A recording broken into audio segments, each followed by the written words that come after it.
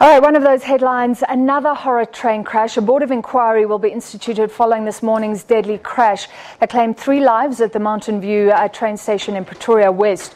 3 people were killed, hundreds were injured. The accident occurred when 2 trains travelling on the same line from Mabopane to Pretoria collided straight into each other. SABC reporter Patricia Visagie joins us now from Pretoria. Patricia, what do we know at this stage? I can see you're giving us visuals of a wreckage. Good evening, Francis, and to our viewers. Yes, indeed, the visuals of the train wreck right here behind me, perhaps the aftermath of that accident that claimed 3 lives. We know that over 640 people were absorbed in various hospitals across the capital city, 11 of them critical. Of course, Francis, we know that this is not something that is unusual in South Africa. We just counted in 2018 alone, we had 5 serious train accidents, and this seems like a deja vu. Last year, January, or on the 4th of January, where we saw that bad accident of the Soshaloza mail, where 18 lives were claimed. A year later, here we are again, January, another train wreck, more lives claimed. And the question that we asked the Minister of Transport, Blade Nzimande, who addressed the media just a little while ago, is what has been done, what is being done by PRASA, by the safety regulator, and just the leadership as a collective to curb these type of incidents from happening, as we know that millions of South Africans are dependent on these trains daily, as they have no other alternative of transport. And if this continues, what does this say about the leadership? What does this say about, of course, PRASA and Metro Rail that are supposed to be managing these trains and make sure that South Africans are safe when they are transported by these trains? So let's speak to the safety regulator, the railway safety regulator. Now I'm joined by Mr. Joseph Natate, who, of course, will just explain to us, as the regulator, how do you view this? It's not the first time. It seems like, month in, month out, we find ourselves as the media having to cover these type of stories. What does this say? Obviously, this is the first incident that we have seen of a collision in this year, in 2019. But as a regulator, obviously, we're concerned that these incidents keep on happening on an annual basis, and they are not ever actually stopping. So we are really concerned as the management of the regulator that people are still involved.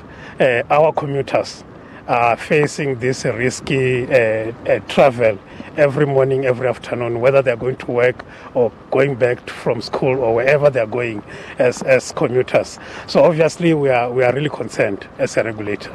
As you are concerned, what are you doing as a regulator to put pressure on PRASA, pressure on Metro Rail and the Transport Ministry to curb these type of accidents from happening?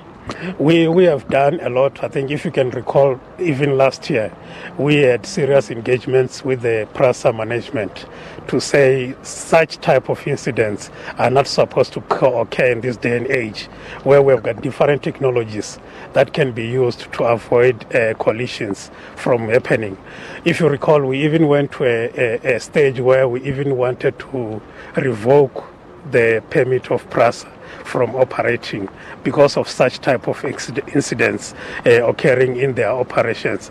However, we also went through the court process from last year, which is going to end, I think, towards the end of June this year. So that process is still going to unfold until June, and then PRASA must still come back to us and say this is what we are doing in order to avoid this type of accidents from happening.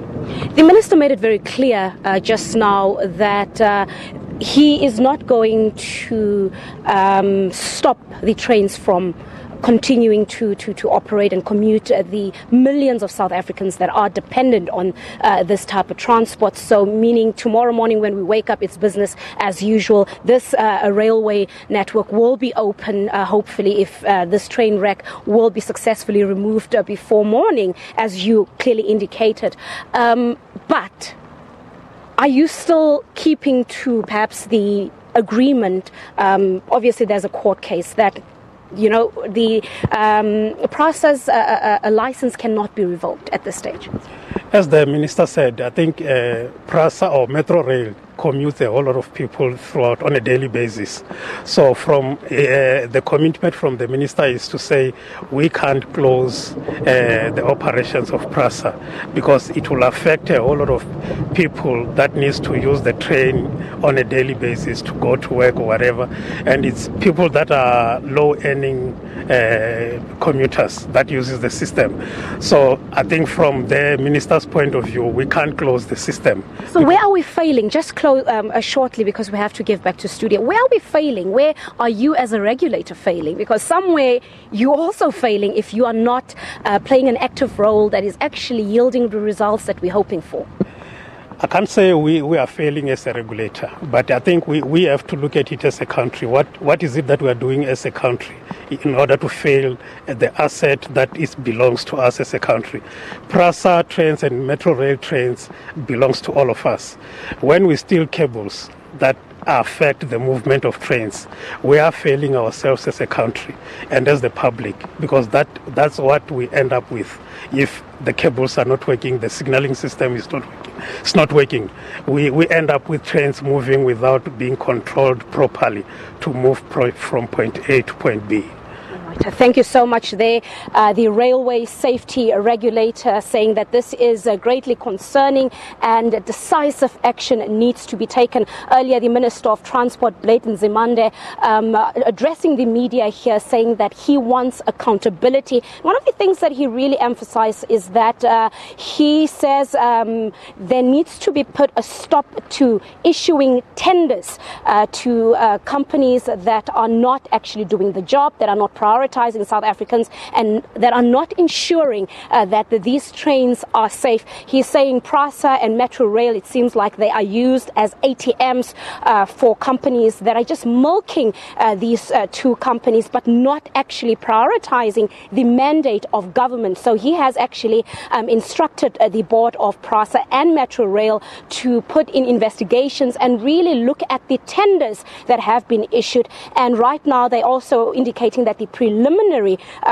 investigations are actually indicating that this error, or rather this accident, might have been caused by cable theft. Unfortunately, I think what was interesting is that the minister could not indicate to us when exactly were the cables stolen and at which point did they actually identify cable theft. So a lot of sketchy information that is coming out. But just before we close, we can confirm at this stage that this line will be open tomorrow morning. That is one of the priorities that the minister did highlight, saying that millions of people, of course, are dependent on trains. Thousands are dependent on getting their trains at this particular station. So he has asked his team to prioritize removing this train wreck so that commuters tomorrow will not be stranded. You'll also know that the schools are opening tomorrow, so thousands of pupils who are dependent on the trains will also be coming to this particular station where they will be hoping to get the necessary transport. So we'll be back here tomorrow morning just to see how things are working and whether the train is removed, and also maybe bring you the version of commuters live tomorrow morning. For now, let's give it back to you in studio. Thank you very much, Patricia. And before we let you go, I mean, we can't have lives to the mercy of cable thieves.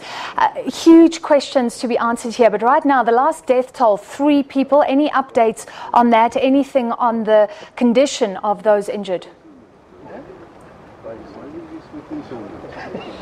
Well, 3 people, of course, being confirmed dead. But as I mentioned, 640 people, those are the injured. Out of that, 11 are left critical, and they are in various hospitals around the capital city. So what exactly their conditions are at this stage, the team that was here could not give us feedback on that, but they could tell us that 11 people are left critical in the various hospitals. So we're not sure whether maybe tomorrow morning we'll wake up to more sad news that the death toll might have risen. What we also know is that a team has been identified, and they will be visiting the families of the 3 deceased from this evening, and of course tomorrow again, just to inform them about their passing and how it happened, to sympathize, and of course just express condolences to the families of the 3 victims who perished in this shocking train wreck. So Francis, certainly a lot of questions that still need to be asked, that we demand answers to, perhaps again highlighting that it is something that is really of great concern, that month in, month out, as South Africans, we find ourselves having to deal with these train accidents that claim innocent lives. And the minister just highlighting that it is time to no longer gamble with the lives of innocent people, desperate people, poor South Africans who have no other alternative but to depend on this particular mode of transport. All right, thank you very much. Patricia Visagie will stay on that story for us. We now turn to things political, Stephen.